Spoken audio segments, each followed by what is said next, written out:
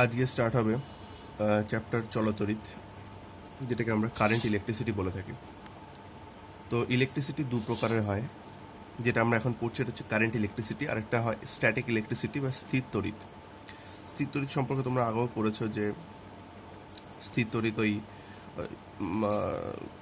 মানে ধরো মাথায় চুল আঁচড়ে চিরুনিটাকে যদি ছোট ছোট কাগজের টুকরোর সামনে ধরা যায়, কাগজের টুকরোগুলো চিরুনি দ্বারা আকৃষ্ট হয়। এই ধরনের পড়েছো তোমরা ক্লাস 8-এ বোধ হয়। স্থির তড়িৎ বা ওটা ছিল স্ট্যাটিক ইলেকট্রিসিটি। স্ট্যাটিক ইলেকট্রিসিটি, ঠিক আছে না, একটা স্থানের মধ্যেই সীমাবদ্ধ থাকে। স্ট্যাটিক ইলেকট্রিসিটি দিয়ে কখনো লাইট, ফ্যান, টিভি বা কোনো ইলেকট্রনিক ডিভাইস কিন্তু চালানো যায় না। কিন্তু চলতড়িৎ, যেটা এক স্থান থেকে আরেক স্থানে প্রবাহিত হতে পারে, এই ইলেকট্রিসিটি দিয়ে যে কোনো ইলেকট্রনিক ডিভাইস চালানো যায়। তো সেটাই আমরা এখন পড়বো যে চলতড়িৎ বা কারেন্ট ইলেকট্রিসিটি কী জিনিস। তো দেখো, চলতড়িৎ এই মানে কারেন্ট ইলেকট্রিসিটির প্রথম দিকে আমরা যেটা পাবো সেটা হচ্ছে কিছু ফর্মুলা পাবো, কিছু টেকনিক্যাল পার্ট পাবো, যেগুলো আমাদের জেনে নিয়ে মূলত চলতড়িৎ চ্যাপ্টারটায় প্রবেশ করতে হবে। তো প্রথমে আমরা যেটা দিয়ে শুরু করবো, প্রথমে তোমরা দেখবে যে তড়িৎ-আধান নিয়ে কিছু মানে ডিটেলস বলা আছে, ওটা তোমরা একটু রিডিং করে নেবে। যেখান থেকে মূলত চ্যাপ্টারটা শুরু হবে সেটা হচ্ছে কুলম্বের সূত্র। কুলম্বের সূত্র কী দেখো, কুলম্বস ল বা কুলম্বের সূত্র। কুলম্বের সূত্র, তো কুলম্বের সূত্র কি? ধরো দুটি বিন্দু আধান, মানে আধান তো দু রকমের হতে পারে। আধান মানে চার্জ, চার্জ দু রকমের হতে পারে, একটা পজিটিভ হতে পারে, নেগেটিভ হতে পারে। আমরা জানি পজিটিভ আধান অপর একটি পজিটিভ আধানকে কী করে? বিকর্ষণ করে। আর পজিটিভ আধান অপর একটা নেগেটিভ আধানকে কী করে? একে অপরকে আকর্ষণ করে। মানে এখানে একটা বিকর্ষণ নেই, পজিটিভ পজিটিভের ক্ষেত্রে বিকর্ষণ হয়, আর অপোজিট আধানের ক্ষেত্রে হয় হচ্ছে আকর্ষণ। মানে এখানে একটা বিকর্ষণ বল সৃষ্টি হয়, এখানে একটা আকর্ষণ বল সৃষ্টি হয়। এই বিকর্ষণ এবং আকর্ষণ বলের মান কিছু বিষয়ের উপর নির্ভরশীল। কি কি? প্রথমত নির্ভরশীল এই আধান দুটির পরিমাণের ওপরে। এই আধান দুটির পরিমাণের ওপরে কিন্তু এই আকর্ষণ এবং বিকর্ষণ বল নির্ভরশীল। কীরকম দেখো, এই আধানের পরিমাণ যত বাড়বে, আধানের একককে আমরা বলি কুলম্ব, ঠিক আছে না? আধানের একক মনে রাখবে, আধানের একককে বলা হয় কুলম্ব। তো মনে করো যে এইটা যদি 5 কুলম্ব হয়, 5C, আর এটা যদি ধরো 6 কুলম্ব হয়, এবার দুটো যদি বাড়িয়ে দেওয়া হয়, এটাকে যদি 10 করে দেওয়া যায়, এটাকে 15 করে দেওয়া যায়, তাহলে এদের মধ্যে আকর্ষণ বল কিন্তু বেড়ে যাবে। অর্থাৎ এই যে বিন্দু দুটির যে মানে মধ্যে যে আকর্ষণ বল বা বিকর্ষণ বল, সেই বলটা কিন্তু তাদের আধানের পরিমাণের গুণফলের সমানুপাতিক। এই দুটোকে গুণ করে যেটা পাওয়া যাবে তার সমানুপাতিক। এবং এদের মধ্যে যে দূরত্ব রয়েছে, স্বাভাবিকভাবে দূরত্বের ডিস্টেন্স হচ্ছে ডি, বা এটাকে ধরো বইতে তোমাদের আর ধরা হয় আর। এই আর যত বাড়বে তত কিন্তু আধানের মানে আকর্ষণ বিকর্ষণ বলের পরিমাণ কমতে থাকবে। যতই দূরে চলে যাবে তত কিন্তু এদের মধ্যে আকর্ষণ বিকর্ষণ বল কমে যাবে, এটাই স্বাভাবিক। তাহলে এদের দূরত্বের কিন্তু বর্গের ব্যস্তানুপাতিক, ঠিক আছে না? মানে তাহলে সূত্রটা কীভাবে লেখা হয়, যে আকর্ষণ বা বিকর্ষণ বলটাকে যদি আমরা এফ হিসাবে ডিনোট করি, এফ প্রপোর্শনাল টু কি? এই দুটো বিন্দু আধানের গুণফলের সমানুপাতিক। এটাকে আমি ধরছি Q1 আধান, এটাকে আমি ধরছি Q2 আধান। তাহলে F proportional to Q1 into Q2, আর এফ প্রপোর্শনাল টু 1/r²। তার মানে এফ দুটো জিনিসের সমানুপাতিক। এক হচ্ছে আধান দুটির গুণফলের সমানুপাতিক, আর একটা কি? তাদের মধ্যে দূরত্বের বর্গের ব্যস্তানুপাতিক। ব্যস্তানুপাতিকটা 1 দিয়ে লেখা হয়। তো এই দুটোকে যদি একবারে লেখা হয় তাহলে কি হবে? তাহলে লেখা হবে যে F proportional to Q1 Q2/r²। এখানে একটা ধ্রুবক আমরা কে ধরে নিচ্ছি, Q1 Q2/r²। কেটা হচ্ছে ধ্রুবক, এটা কুলম্ব ধ্রুবক বলা হয়। ধ্রুবকটা নিয়ে পরে একটু অঙ্ক করবার সময় কথা বলবো। কুলম্ব ধ্রুবক বলা হয়। তাহলে এই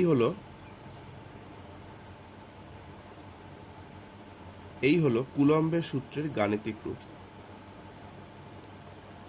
ঠিক আছে না?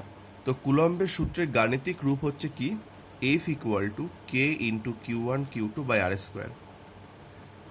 তো কুলম্বের সূত্র লেখো, সূত্রটি লেখো, কোয়েশ্চেন লেখো, কুলম্বের সূত্রটি লেখো, একই সাথে এর গাণিতিক রূপ নির্ণয় করো, আর আধানের যে এককটা বললাম, মানে আধানের এসআই পদ্ধতিতে একক হচ্ছে কুলম, এটা হচ্ছে এসআই একক, আর সিজিএস পদ্ধতি একক হচ্ছে স্ট্যাট কুলম। যদিও আমরা মানে এসআই পদ্ধতি ইউনিটটা ইউজ করি, তো আমাদের তাও সিজিএস পদ্ধতি এককটা মনে রাখতে হবে যে এসআই পদ্ধতিতে আধান হচ্ছে কুলম আর সিজিএস পদ্ধতিতে আধান হচ্ছে স্ট্যাট কুলম। তাহলে লেখো আধানের সিজিএস ও এসআই পদ্ধতিতে আধান একক লেখো।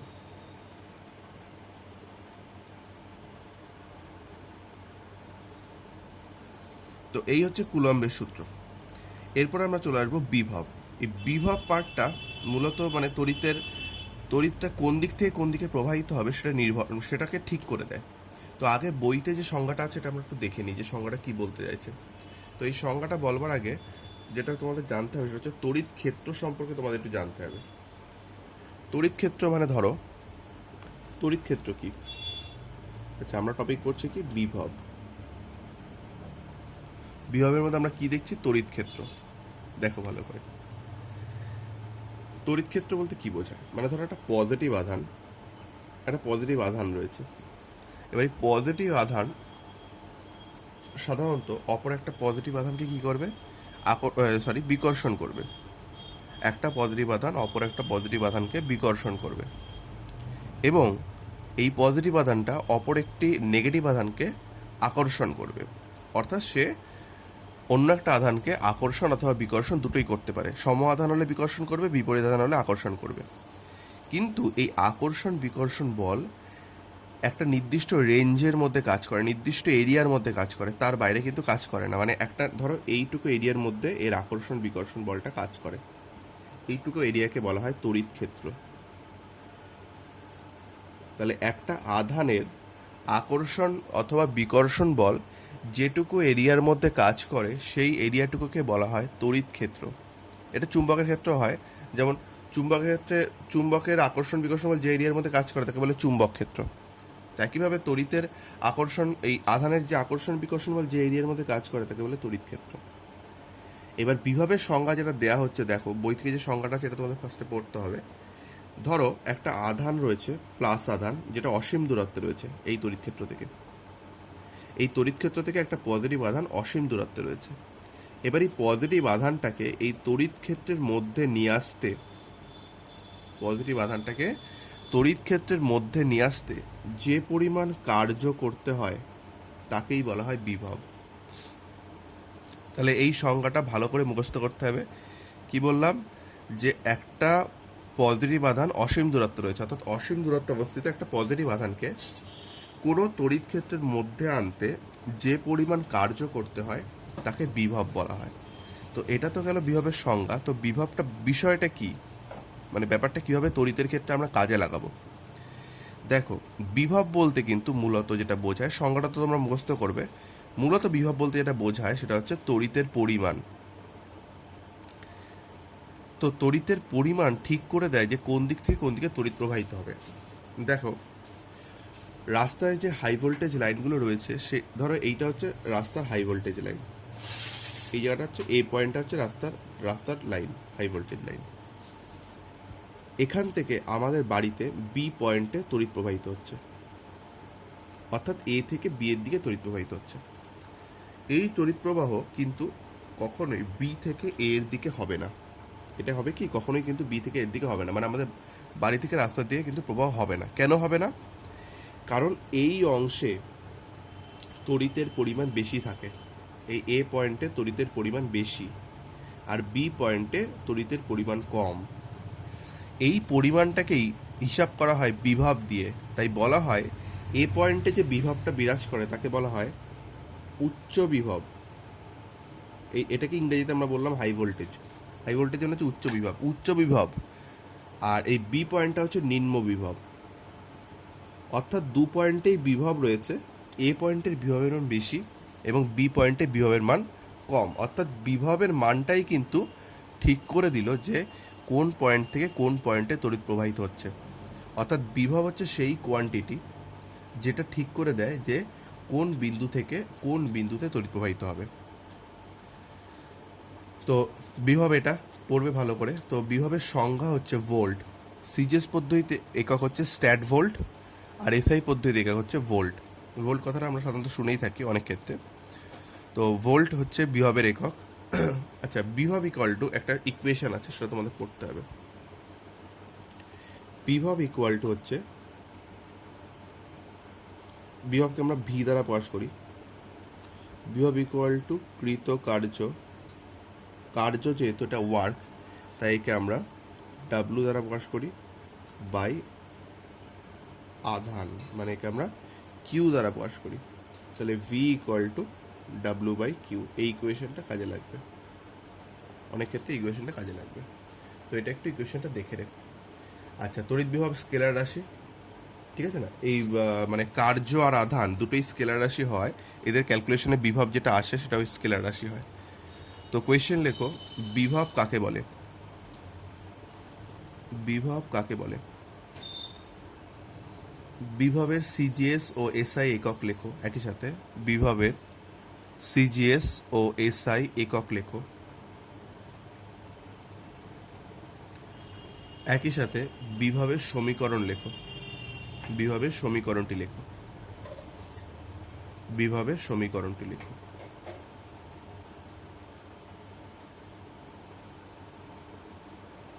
আচ্ছা, তো এখান থেকে বিভবের মাত্রাটা আমরা বের করে নেওয়ার চেষ্টা করব। দেখো, বিভবের মাত্রা ভি ইকুয়াল টু কৃতকার্যের মাত্রা হচ্ছে এম এল স্কোয়ার টি মাইনাস টু,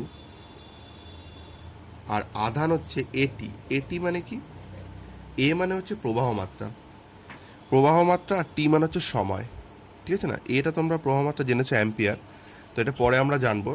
প্রবাহ মাত্রা এখনও পড়া হয়নি, আর পরের দিনের পড়ার মধ্যে পাবো যে অ্যাম্পিয়ারটা কি। তো আপাতত মনে রাখবে যে আধান মানে হচ্ছে এটি, মানে আধান মানে এটি মানে হচ্ছে এ হচ্ছে প্রবাহ মাত্রা, টি হচ্ছে সময়। তাকে এটাকে যদি ক্যালকুলেশন করা হয় তাহলে কি হবে?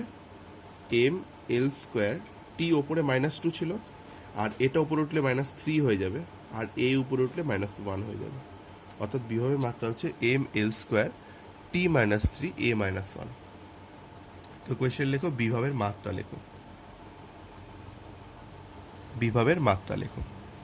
তাহলে বিভবটাকে আমাদের ভালো করে সংজ্ঞাটা বই থেকে পড়তে হবে, কিন্তু মূলত ব্যাপারটা বুঝে রাখতে হবে যে বিভব হচ্ছে মূলত তড়িতের পরিমাণ।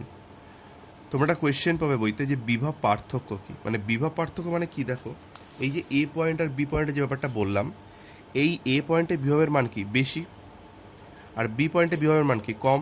তাই এ থেকে বি এর দিকে প্রবাহিত হচ্ছে, এইটা হচ্ছে, কিন্তু এটা হচ্ছে না। কেন কি? কখনোই নিম্ন বিভব থেকে উচ্চ বিভবের দিকে প্রবাহ হতে পারে না। আমরা জানি সবসময় প্রবাহ হয় উচ্চ বিভব থেকে নিম্ন বিভবের দিকে। তো এই যে দুই পয়েন্টে বিভবের যে ডিফারেন্স বা পার্থক্য, একেই বলা হয় বিভব পার্থক্য। দুটি বিন্দু বা দুটি সমজাতীয় তড়িৎগ্রস্ত বস্তুর মধ্যে বিভবের যে পার্থক্য হয় তাকেই বলা হয় বিভব পার্থক্য। তো বিভবের একক তো ভোল্ট তোমরা দেখেছো। দেখো, এরপরে তোমরা একটা কোয়েশ্চেন পাবে যে 1 ভোল্ট বলতে কি বোঝায়? 1 ভোল্ট বলতে বোঝায় যে, মানে যেভাবে সংজ্ঞাটা আমরা দিয়েছি সেভাবেই করব, যে অসীম দূরত্ব থেকে 1 কুলম্ব আধানকে তড়িৎ ক্ষেত্রের কোনো বিন্দুতে আনতে 1 জুল কার্য করতে হয়, তাকেই বলা হয় 1 ভোল্ট। তাহলে কি বললাম? যে অসীম দূরত্ব থেকে একটি 1 কুলম্ব আধানকে তড়িৎ ক্ষেত্রের কোনো বিন্দুতে আনতে যদি 1 জুল কার্য করতে হয় তাকেই বলা হয় 1 ভোল্ট। এবার 1 ভোল্টের জায়গায় যদি বলতো যে 50 ভোল্ট বলতে কি বোঝো? একই অ্যান্সার, যে অসীম দূরত্ব থেকে 1 কুলম্ব আধানকে তড়িৎ ক্ষেত্রে কোনো বিন্দুতে আনতে যদি 50 জুল কার্য করতে হয়, এখানে কার্যটা তখন চেঞ্জ হয়ে গিয়ে 50 জুল হয়ে যাবে, তাকেই বলা হয় 50 ভোল্ট। তো এইভাবে যে কোনো ভোল্টের অ্যান্সার আমরা করতে পারি। তো কোয়েশ্চেন লেখো যে 1 ভোল্ট বলতে কি বোঝায়। আচ্ছা, তার আগে কোয়েশ্চেন লিখে নিও বিভব পার্থক্য কি। ফার্স্টে কোয়েশ্চেন লেখো বিভব পার্থক্য কি, পরে কোয়েশ্চেন 1 ভোল্ট বলতে কি বোঝায়। তো এই হচ্ছে বিভব। বিভব আমাদের পরে পুরো চ্যাপ্টারে অনেক জায়গাতেই কাজে লাগবে, এখন আমরা বিভব সম্পর্কে একটু জেনে নিলাম। এরপরে চলে আসবো আমরা ইএমএফে।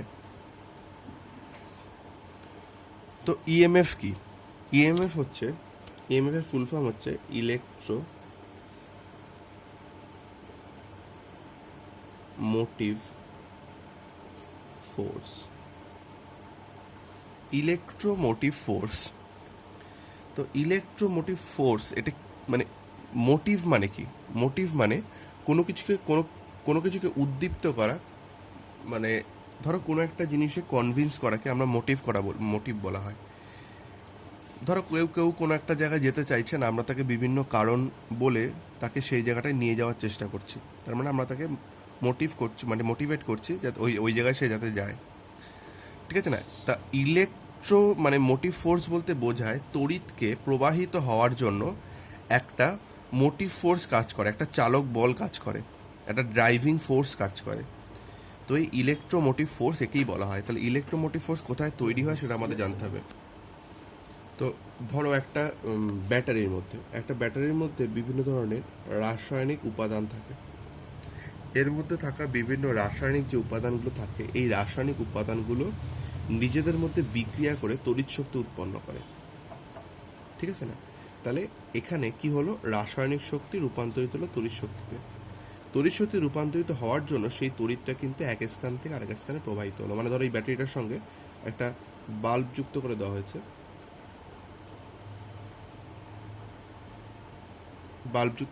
বাল্বটা তখনই জ্বলবে যখন ব্যাটারির মধ্যে রাসায়নিক শক্তি কনভার্ট হবে তড়িৎ শক্তিতে। অর্থাৎ এখানে রাসায়নিক শক্তি তড়িৎ শক্তি রূপান্তরিত হলো, তার জন্যই তড়িৎটা কিন্তু চালনা হলো। শুধু রাসায়নিক শক্তি না, আমরা বিভিন্ন জায়গায় দেখি যে বিভিন্ন শক্তি তড়িৎ শক্তি রূপান্তরিত, যেমন তাপ শক্তি তড়িৎ শক্তি রূপান্তরিত হয়। তাপ শক্তি তড়িৎ শক্তি রূপান্তরিত হলেও কিন্তু এই তড়িৎ প্রবাহ চলে। অর্থাৎ তোমরা সংজ্ঞাটা পাবে যে যদি বর্তনীর কোনো অংশে রাসায়নিক শক্তি বা অন্য কোনো শক্তি যদি তড়িৎ শক্তিতে রূপান্তরিত হয়, তবে এই যে বিভব পার্থক্যের সৃষ্টি হয়। দেখো বিভব পার্থক্যের সৃষ্টি কেন হলো? এই অংশে রাসায়নিক উপাদানগুলো বিক্রিয়া করে তড়িৎ শক্তি উৎপাদন করলো। যেহেতু তড়িৎ শক্তি এখানে উৎপাদিত হচ্ছে, তখন এই পয়েন্টটা হয়ে যায় উচ্চ বিভব। আর বাল্বটা যেহেতু জ্বলে তড়িৎ শক্তি খরচ করে ফেলছে, বাল্বটা কী করছে, তড়িৎ শক্তিকে আলোক শক্তিতে রূপান্তরিত করছে, ফলে তার বিভবটা কী হয়ে যাচ্ছে, কমে যাচ্ছে। এই জন্য এই পয়েন্টটা হচ্ছে নিম্ন বিভব।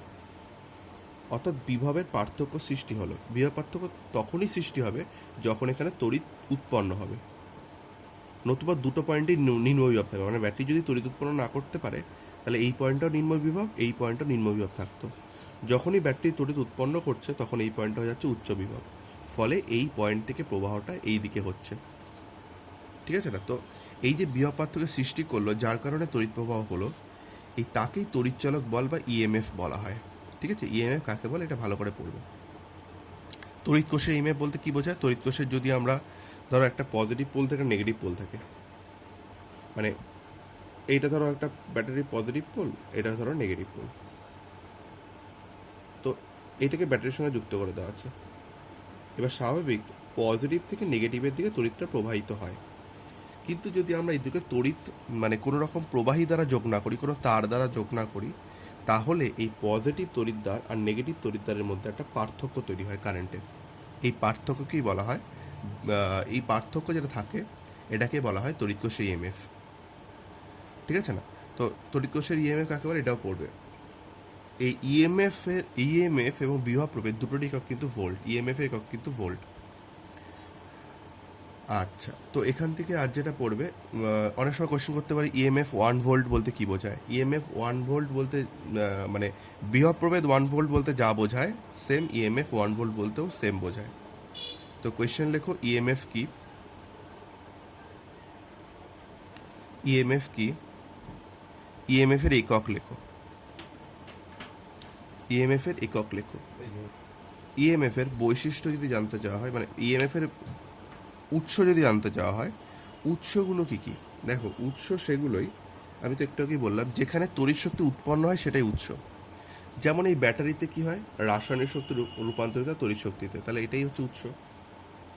আবার যেখানে তাপবিদ্যুৎ তৈরি হয় সেখানে কি হয়, তাপ শক্তি রূপান্তরিত হয় তড়িৎ শক্তিতে, সেটা উৎস হতে পারে, ঠিক আছে না। যেখানে সৌরবিদ্যুৎ তৈরি হয় সেখানে সৌরশক্তি বিদ্যুৎ শক্তি রূপান্তরিত হয়, সেগুলো ইএমএফ এর উৎস হতে পারে। অর্থাৎ ইএমএফ এর উৎস হচ্ছে যে কোনো জায়গায় যেখানে অন্য কোনো শক্তি তড়িৎ শক্তি রূপান্তরিত হবে, অর্থাৎ তড়িতের সৃষ্টি হবে, সেটাই হবে ইএমএফ এর উৎস। তো ইএমএফ এর উৎসটা পড়বে, কোয়েশ্চেন লেখো, ইএমএফ এর উৎসগুলি লেখো, ইএমএফ এর উৎসগুলি লেখো।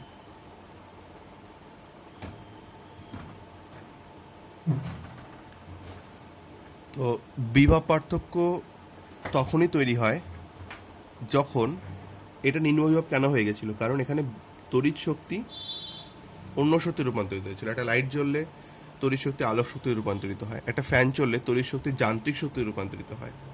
অর্থাৎ তড়িৎ শক্তি অন্য কোনো শক্তি রূপান্তরিত হলে বিভব পার্থক্যের সৃষ্টি হয়। আর অন্য কোনো শক্তি যদি তড়িৎ শক্তি রূপান্তরিত হয় তখন ইএমএফ সৃষ্টি হয়। তো এই ইএমএফ এবং বিভব প্রভেদের মধ্যে কিন্তু ইএমএফ এর মান, ঠিক আছে না, সবসময় বেশি হয়, বিভব প্রভেদের মান কিন্তু কম হয়। এখানে একটা লাইন তোমরা পাবে যে তড়িৎ কোষে বিভব পার্থক্যের মান ইএমএফ এর মানের চেয়ে সবসময় কম হয়। তো এই লাইনটা দাগ দিয়ে রাখো। এর কারণটা তোমাদের এখান থেকে পড়লে হবে না, এর কারণটা পরে একটা ম্যাথামেটিক্যাল ইকুয়েশনের মাধ্যমে চ্যাপ্টারের মাঝখানে আছে, সেখান থেকে পড়াবো। জাস্ট এই লাইনটা একটু দেখে রেখো, ঠিক আছে। তো এই বিভব ইএমএফ সবগুলো আমরা জানলাম। এবার আমরা যেটা জানবো যে বিভব পার্থক্য ইএমএফ এর মধ্যে পার্থক্য কী কী। প্রথমেই বললাম যে বিভব পার্থক্য আর ইএমএফ এর মধ্যে বেসিক যে পার্থক্য সেটা হচ্ছে, মানে সবথেকে যে মানে সংজ্ঞামূলক যে পার্থক্য যেটা বলবো সেটা হচ্ছে, বিভব পার্থক্য তখনই সৃষ্টি হবে, দেখো লাইটটা যদি না জ্বলে তাহলে কিন্তু বিভব পার্থক্য সৃষ্টি হবে না, তড়িৎ কিন্তু প্রবাহিত হবে না। লাইট জ্বললে তবেই বিভব পার্থক্য সৃষ্টি হবে, ঠিক আছে না। কেন?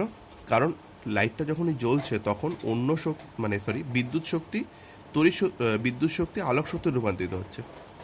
তো এই আলোক শক্তি রূপান্তরিত হওয়ার জন্য তড়িৎটা খরচ হয়ে গিয়ে দুটো পয়েন্টের মধ্যে বিভবের পার্থক্য সৃষ্টি হচ্ছে। তাই বলা হয় বিভব পার্থক্য সৃষ্টি হয় যখন তড়িৎ শক্তি অন্য কোনো শক্তিতে রূপান্তরিত হয়। আর ইএমএফ সৃষ্টি হয় যখন অন্য কোনো শক্তি তড়িৎ শক্তি রূপান্তরিত হয়। তো এটা হচ্ছে ফার্স্ট পার্থক্য হিসাবে তোমরা পড়বে, মানে এটা হচ্ছে সংজ্ঞামূলক পার্থক্য। নেক্সট তোমরা ভাবে যে মানে ইএমএফটা কারণ আর বিভব প্রভেদটা ফল। ইএমএফটা কারণ কেন কি, দেখো তড়িৎ যদি উৎপন্ন না হতো তাহলে উচ্চ বিভব হওয়ার প্রশ্নই উঠতো না। অর্থাৎ ইএমএফ এর কারণেই এই বিভবের পার্থক্যটা সৃষ্টি হয়। এই জন্য ইএমএফকে বলা হয় বিভব পার্থক্যের কারণ, আর বিভব পার্থক্যকে বলা হয় ইএমএফ এর ফল। ইএমএফ এর মান সবসময় বেশি হয়, ঠিক আছে না। ইএমএফ এর মান সবসময় বিভব পার্থক্যের তুলনায় বেশি হয়, আর বিভব পার্থক্যের মান ইএমএফ এর তুলনায় কম হয়। ইএমএফ পরিমাপ করা হয় পোটেনশিওমিটারের সাহায্যে। ইএমএফ পরিমাপ করা হয় কিসের সাহায্যে? পোটেনশিওমিটারের সাহায্যে। আর বিভব প্রভেদ পরিমাপ করা হয় কিন্তু ভোল্টামিটারের সাহায্যে। তো এখানে যে পার্থক্যগুলো আছে প্রত্যেকটাই কিন্তু ভালো করে তোমাদের পড়তে হবে। এখানে কিন্তু প্রত্যেকটা পার্থক্য ইম্পর্টেন্ট, শর্ট কোয়েশ্চেন আকারে আসতে পারে। আর ইএমএফ আর বিভব পার্থক্যের মধ্যে সাদৃশ্যটা কি? সাদৃশ্য হচ্ছে দুটোরই একক হচ্ছে ভোল্ট। তো এই হচ্ছে ইএমএফ বিভব পার্থক্যের ডিটেলস সমস্ত থিওরি। ভালো করে এই পার্টগুলো দেখে নেবে। আর তোমরা, আমি দুবার করে বলছি না, কারণ ইউটিউব ভিডিও থাকার জন্য এটা তোমরা মানে রিভাইন্ড করে 2-3বার ভিডিওটা দেখে নিও, তাহলে কি জিনিসটা বুঝতে আরও সুবিধা হবে। একবার না দেখে 2-3বার ভিডিওটা দেখো, তাহলে দেখতে অনেক বুঝতে অনেক সুবিধা হবে। তো এই পর্যন্ত আজকে ইএমএফ এবং বিভব প্রভেদের পার্থক্য পর্যন্ত তোমাদের পড়া থাকলো। এই প্রথম দিকের পার্টটা কিন্তু খুব টেকনিক্যাল পার্ট। এই পার্টটা একটু ভালো করে খুঁটিয়ে না দেখলে, একটু ধীরে ধীরে না বোঝার চেষ্টা করলে কিন্তু এই জিনিসটা বোঝাটা খুব চাপের হয়ে যায়। তো ভালো করে এই পার্টটা দেখো। আমি বলবো যে ভিডিওটাকে অন্তত 2বার অথবা 3বার দেখো। আর যদি কিছু তারপরেও প্রবলেম থাকে আমাকে ফোন করে যোগাযোগ করে নিয়ে আমি বলে দেবো কী সমস্যা হচ্ছে। তো এই প্রবাহ মাত্রা ঠিক আগ পর্যন্ত পড়া থাকলো। আচ্ছা, কোয়েশ্চেন লিখে নাও, লাস্ট কোয়েশ্চেন। ইএমএফ ও বিভব প্রভেদের মধ্যে পার্থক্য ও মিল লেখো। ইএমএফ ও বিভব পার্থক্যের মধ্যে, ইএমএফ ও বিভব প্রভেদের মধ্যে লেখো। ইএমএফ ও বিভব প্রভেদের মধ্যে পার্থক্য ও মিল লেখো। তো এই পর্যন্ত আজকের পড়া থাকলো।